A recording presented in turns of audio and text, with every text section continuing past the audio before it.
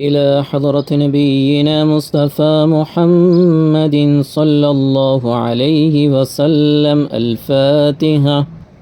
أعوذ بالله من الشيطان الرجيم. بسم الله الرحمن الرحيم. الحمد لله رب العالمين الرحمن الرحيم مالك يوم الدين. إياك نعبد وإياك نستعين. اهدنا الصراط المستقيم صراط الذين أنعمت عليهم غير المغضوب عليهم ولا الضالين. آمين. بسم الله الرحمن الرحيم. قل هو الله أحد الله الصمد لم يلد ولم يولد ولم يكن له كفوا أحد. بسم الله الرحمن الرحيم. قل هو الله أحد الله الصمد لم يلد ولم يولد ولم يكن له كفوا أحد. بسم الله الرحمن الرحيم. قل هو الله أحد الله الصمد لم يلد ولم يولد ولم يكن له كفوا أحد. بسم الله الرحمن الرحيم. قل أعوذ برب الفلق من شر ما خلق ومن شر غاسق إذا وقب ومن شر النفاسات في العقد ومن شر حاسد إذا حسد. بسم الله الرحمن الرحيم. قل أعوذ برب الناس ملك الناس إله الناس من شر الوسواس الخناس الذي يوسوس في صدور الناس من الجنة والناس. أعوذ بالله من الشيطان الرجيم. بسم الله الرحمن الرحيم. ياسين والقرآن الحكيم إنك لمن المرسلين على صراط مستقيم. تنزيل العزيز الرحيم لتنذر قوما ما أنذر آباؤهم فهم غافلون. لقد حق القول على أكثرهم فهم لا يؤمنون. إنا جعلنا في أعناقهم أغلالا فهي إلى الأذقان فهم مقمحون. وجعلنا من بين أيديهم سدا ومن خلفهم سدا فأغشيناهم فهم لا يبصرون. وسواء عليهم أأنذرتهم أم لم تنذرهم لا يؤمنون. إنما تنذر من اتبع الذكر وخشي الرحمن بالغيب فبشره بمغفرة وأجر كريم. إنا نحن نحيي الموتى ونكتب ما قدموا وآثارهم وكل شيء أحصيناه في إمام مبين. واضرب لهم مثلا أصحاب القرية إذ جاءها المرسلون إذ أرسلنا إليهم اثنين فكذبوهما فعززنا بثالث فقالوا إنا إليكم مرسلون. قالوا ما أنتم إلا بشر مثلنا وما أنزل الرحمن من شيء إن أنتم إلا تكذبون. قالوا ربنا يعلم إنا إليكم لمرسلون وما علينا إلا البلاغ المبين. قالوا إنا تطيرنا بكم لئن لم تنتهوا لنرجمنكم وليمسنكم منا عذاب عليم. قالوا طائركم معكم وإن ذكرتم بل أنتم قوم مسرفون. وجاء من أقصى المدينة رجل يسعى قال يا قوم اتبعوا المرسلين اتبعوا من لا يسألكم أجرا وهم مهتدون. وما لي لا أعبد الذي فطرني وإليه ترجعون. أأتخذ من دونه آلهة إن يردني الرحمن بضر لا تغني عني شفاعتهم شيئا ولا ينقذون. إني إذا لفي ضلال مبين.